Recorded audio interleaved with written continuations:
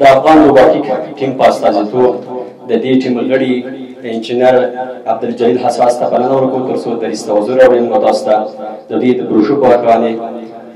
خپل چمتو شوی پرزنټیشن وړاندې کړي. انجینر عبدالجلیل حساس. ټول نه مخکې ښاغلي رئیس صاحب ته، استاد محترم شمس صاحب ته، د زموږ د ټیم غړو ته، درنو شاګردانو ته ټول ته ښه راغلاست وایم او ډېر زیات خوشحاله یم چې ستاسو په مقابل کې نن ولاړ یم او نن به د دې کوشش وکړو چې تاسو ته د ټکنالوژۍ د اهمیت په اړه او زموږ د پروژو په اړه داسې څه وړاندې کړو چې کم تر کمه ستاسو هغه کم نظر چې دې نه وړاندې و هغه کې لږ څه تغیرات راشي. او بل دا چې رئیس صاحب غوښتنه وکړه چې د ریاضي او فزیک اهمیت هم وړاندې کړو، نو کوشش به وکړو چې داسې موضوعات تاسو ته مخته کېږدو چې ستاسو هغه فکر چې آیا د ریاضي یا فزیک یا کیمیا یا د نورې برخې څومره مهمې دي زموږ په راتلونکي کې یا په راتلونکي کریر کې زموږ په سکل ډیولپمنټ کې یا د هنر په لوړوالي کې دا به تاسو ته مونږ یو څه نه څه واضح کړو. اول به راشو دا چې زمونږ هغه ټیم چې اصلا جوړ شوی ده په کوم اهدافو جوړ شوی ده، اهمیت یې څه ده او د روباټ اهمیت په دنیا کې څه ده او په افغانستان کې په کوم حالت کې اوس روان ده رسېدلی سره ده. او بل موږ سره دا دي چې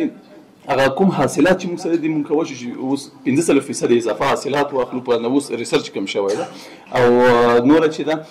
23% موږ سره په صنعتي برخه کې اضافه والی راغلی ده. یعنې هغه څومره مواد چې فرض مثال یو مینوال کمپنۍ جوړوی شي ځان ته اخیستی شي هغه چې کله فول اټومیټ سیستم ته واوړي هغه بدون وقفین هغه شی مشکل زر حلولی شي. حتی داسې ماشینونه زه په خپله موږ دلته فابریکو کې چې کله موږ ځو نو هغلته کوم مشکل چې پکې راشي په خپله درته وایي چې زما پلانی شی خراب ده هغه راته جوړ کړه. نو که چېرته اتومات نه وي مینوال کې بیا ته پسې ګرځې چې دا اوس مکمل پلان د 200 متره ده نو په دې پسې به ګرځې چې د کوم ځای کې څه مشکل راغلی څه مشکل نه ده راغلی. نو فول اټومیټ سیستمونه دغه فایدې موږ سره کولی شي. او بل نوره چې ده موږ سره په هغه د زموږ د ټیم هغه بیکګراوند چې موږ څه وخت شروع کړی و کار دغه موږ 2013 کال کې اصل کې کار شروع کړ او 2013 کال کې خو هغلته ډېر په د صفر نه شروع کړ او وروسته هم فزیکي کارونه وکړه، عملي کارونه هم وکړه. بالاخره دې سټیج ته راورسولو چې اوس دا تاسو کوم روباټونه چې ګورئ کوم رسټورانټ چې ګورئ انشاءالله موږ کوشش کوو چې دې نه هم څو چنده نور هم کار وکړو، ډېر زیات کار وکړو. د الله هم کم ده خو بیا هم وضعیت ته په لیدو سره لږ څه مشکلات راغلل خو بیا موږ تسلیم نه شو، بیا هم مخکې لاړو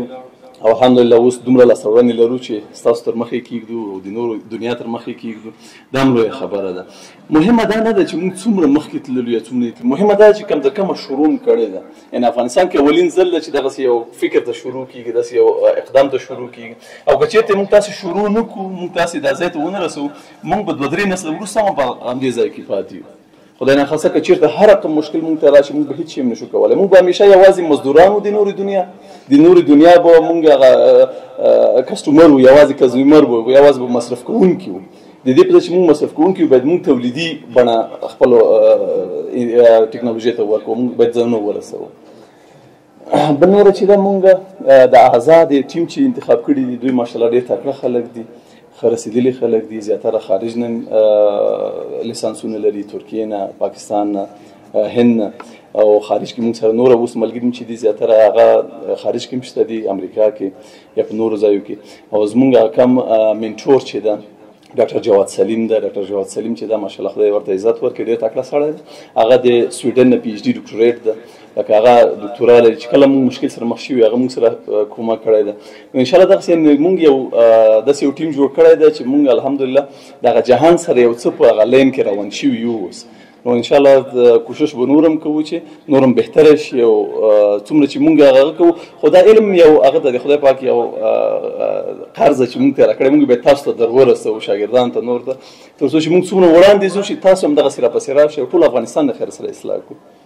او اوس موږ ته فرصتونه لږ خبرې مو اوږدې شوې دې په اړه چې زه غواړم چې ټول موضوع سره راګڼه کړم خدای به چې خسته کن نه شي. نو فرصتونه موږ دپاره څه دي چې موږ په دې حالت کې چې ډېر وضعیت هم خراب و، ډېر تحولات هم راغله، هر څه راغله، تسلیم نه شو، خو بیا موږ دغه کوشش کوو چې د ستاسو د کوم ورکشاپونه چې دي دې ته موږ نړیوال څه سپورټ هم واخیستی شو، په خپل اول مخکې ووړی شو تر څو چې هغه ستاسو لیول هم ښه پوره ځای ته ورسېږي او پر مخ لاړ شو، افغانستان یو ځای ته ورسوو. او بل موږ سره هغه چالشونه هم دا دي چې د افغانستان حالات دي لږ څه نه څه هغه دي، دې لپاره تاسو هم خیر ګیله مه کوئ چې موږ تر اوسه پورې ولې یو ځای ته ښه ځای ته نه یو رسېدلي، یا موږ نه دي کړی شوي چې فر مثال تاسو ته بهتره خدمات دې نه وړاندې موږ وړاندې کړي وای. هغه بعضې مشکلات و، بعضې لږ تکلیفونه و چې اوس الحمدلله هغه رفع شوي دي او موږ نور هم کوشش کوو چې بیخي صفر شي او بالاخره موږ وکړی شو چې ستاسو آینده تضمین شي، ستاسو راتلونکي نور نسلونه چې دي دغه یو ځای ته ورسېږي. نو دا هغه ټول همدغه نور خلکو مو زدونه دنیا چې رسېدلې ده، فرض مثال امریکا رسېدلې ده، همدا اډیسن و، همدا ټسلا و، دا نور خلک و، دوی یو څه ورته وکړه، ډېر اساسي ورته ډېر واړه کارونه ورته وکړه، خو وروسته هغه نور نسلونه چې هغه مخکې وړي ځای ته ورسوه. په دې شکل نه کېږي چې موږ یوازې بس یو نفر یو، بس ما ټسلا باید مکمل کمپیوټر هم جوړ کړی وای، سافټویر هم جوړ کړی، اي ول نه جوړ کړی، موږ ګیله نشو کولی. د دې خیر چې د شروع وکړی، یو قدم یې واخیست، نو موږ هم یو قدم اخیسته. دا هیله لرو چې تاسو یو ځای ته ورسوئ، همدا ګران شاګردان او نور زموږ آینده نسل چې دا یو ځای ته ورسوي تر څو چې موږ یو روښانه راتلونکی د افغانستان د نوي نسل لپاره ولرو. او نور چې دا موږ دپاره د روبوتیک اهمیت په افغانستان کې چې دا یو دا ده چې موږ به پایداره توسعه ولرو، چې همیشه مخ پر وړاندې ځو، شاته کېږو به نه، نوره به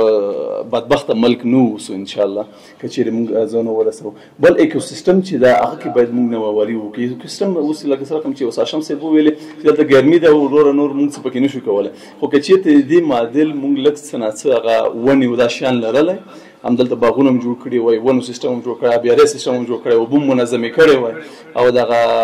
هرې ونې هغه خپل اکسیجن تولیدولی، دومره ګرمي به نه وه اوس نن چې کابل کې هم ګرمي ده. که مخکې کابل کې ډېره یخه وه، خو د ایکوسیستم د وجې نه دغه مشکلات راغلي، هغې کې نوآوري نه ده شوې، باید نوآوري پکې وشي.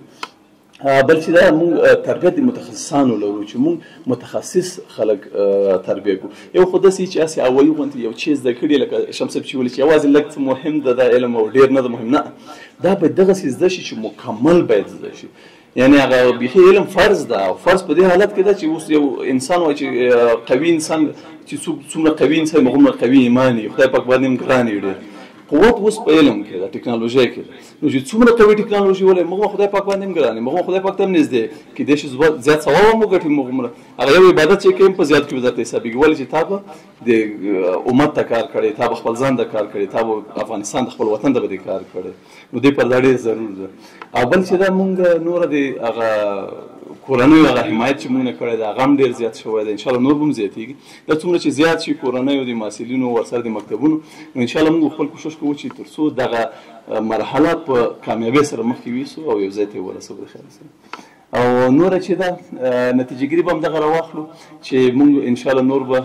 یو پل درته جوړېږو تاسو ته، تر څو دغه د اوسني حالت نه یو ټکنالوژي افغانستان، یو صنعتي افغانستان، یو تولید کوونکی افغانستان طرف ته لاړ شي، چې موږ په خپله هر څه تولید کړو، خلک یې موږ نه زده کړي چې موږ څه کوو شو. افغانستان کې ډېر ښه ذهنونه شته دي، خو دومره چې یوازې کار نه دی پېښ شوی، که نه هغه کم مشکلات چې په ټکنالوژۍ کې دي زیاتره داسې خلکو حل کړي چې هغه ډېر ضعیفه خلک وو، غول هغه باندې اعتماد شوی دی. یوازې افغانستان کې اعتماد لږ څه کم دی، هغه به انشاءالله موږ پوره کوو چې